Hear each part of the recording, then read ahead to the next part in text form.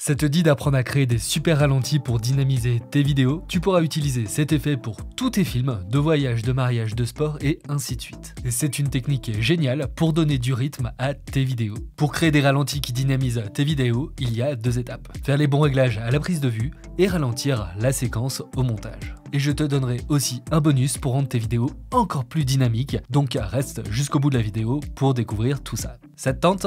Parfait, on commence tout de suite. Et on démarre par la première étape, la prise de vue. Quand tu vas filmer ta séquence, le paramètre qui va te permettre de faire un ralenti, c'est la cadence d'image. Plus la cadence d'image va être haute, plus on va pouvoir ralentir nos plans. Tu pourras filmer à 50 ou 60 images par seconde pour déjà obtenir un super effet de ralenti. Et dans l'exemple que je vais te montrer, j'ai carrément filmé à 120 images par seconde pour avoir un effet de ralenti encore plus fort. Et pour finir les réglages de la prise de vue, ensuite il te suffit de faire les bons réglages d'exposition pour ta séquence. Je garde toujours la règle de la vitesse d'obturation qui doit être égale à 1 sur 2 fois la cadence d'image. Donc pour avoir une cadence de 120 images par seconde, j'ai choisi une vitesse d'obturation de 1/250e de seconde. Voilà pour les réglages à la prise de vue. Et on passe maintenant sur l'ordi à la deuxième étape, le montage. J'ouvre mon logiciel de montage. Ici je suis sur Premiere Pro, mais la logique est la même pour tous les logiciels, que ce soit Premiere, DaVinci, Final Cut et tous les autres. Je commence par importer mon plan dans mon projet et ici j'ai créé une séquence pour le montage. La séquence est à une cadence d'image de 24 images par seconde, ça sera ma cadence d'image de sortie. Et c'est ça qu'il faut bien comprendre. Pour avoir un ralenti, je vais en fait faire rentrer ma séquence avec une cadence d'image de tournage de 120 images par seconde dans une séquence de montage avec une cadence d'image de 24 images par seconde. Et comme j'ai 120 images que je dois distribuer sur les 24 images de ma séquence de montage, mon rush va durer 5 fois plus longtemps. 120 divisé par 24 égale 5. Et c'est ce qui me donne cet effet de ralenti.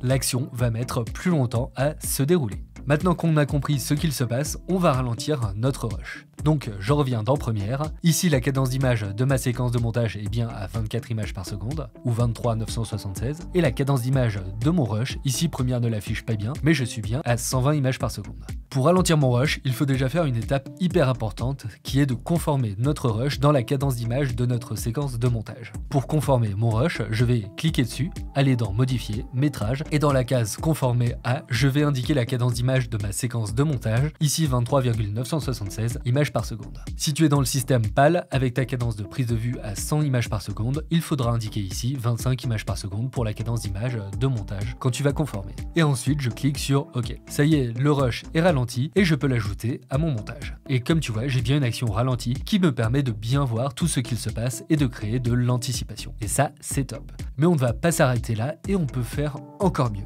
C'est une étape bonus qui va te permettre de dynamiser encore plus tes vidéos et de leur donner un petit aspect beaucoup plus travaillé, beaucoup plus produit. Quand on regarde la vidéo qu'on a, toute la séquence est ralentie là. C'est bien, mais parfois dans les enchaînements avec d'autres plans, j'aurais besoin de revenir à une vitesse normale. Ou je peux aussi avoir envie de créer des accélérations pour donner plus de peps à l'action. Et c'est ce qu'on va découvrir tout de suite. C'est ce qu'on appelle le remappage temporel ou speed ramp en anglais. Je vais ainsi pouvoir laisser l'action défiler à vitesse normale et faire un ralenti juste au moment propice pour donner de l'intensité à l'action, ou au contraire, je peux avoir mon action au ralenti et créer un effet d'accéléré pour revenir à la vitesse normale. Pour faire ça, on va déjà agrandir la ligne pour mieux voir. Tu vas voir qu'il y a un petit carré appelé FX en haut à gauche de ton rush. On va cliquer droit dessus et on va choisir modification de vitesse et vitesse. Grâce à cette ligne qui apparaît, on va pouvoir modifier la vitesse de notre action. Ici, j'ai envie de laisser passer le 4x au ralenti et dès qu'il repart, d'accélérer l'action pour donner plus de dynamisme. Pour cela, je vais placer un point sur cette ligne, j'appuie sur la touche P du clavier, puis je clique sur la ligne à l'endroit où je veux accélérer l'action.